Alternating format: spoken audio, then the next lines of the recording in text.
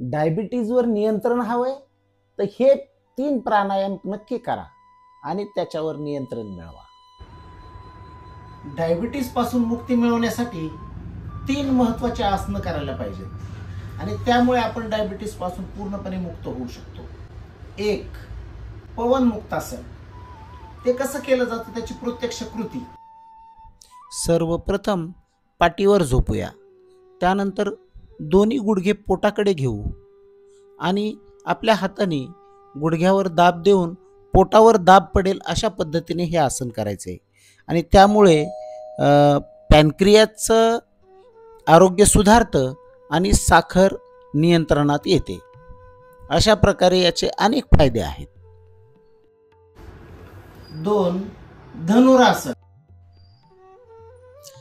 यामध्ये पोटावर झोपून दोन्ही पाय पाठीमागच्या साईडने दुमडायचे आणि दोन्ही हाताने आपले घोटे धरायचे आणि प्रत्यंच्या ताणल्याप्रमाणे आपल्या शरीराला ताण द्यायचा आहे आणि श्वासोश्वास चालू ठेवायचा आहे. यामुळे पॅनक्रियाज आणि लिव्हर यांचं आरोग्य चांगल्या प्रकारे सुधारतं आणि इन्शुलिनचं उत्पादन सुधारतं. आणि 3. मंडूकासन. या आसनासाठी सर्वप्रथम वज्रासनामध्ये बसायचे.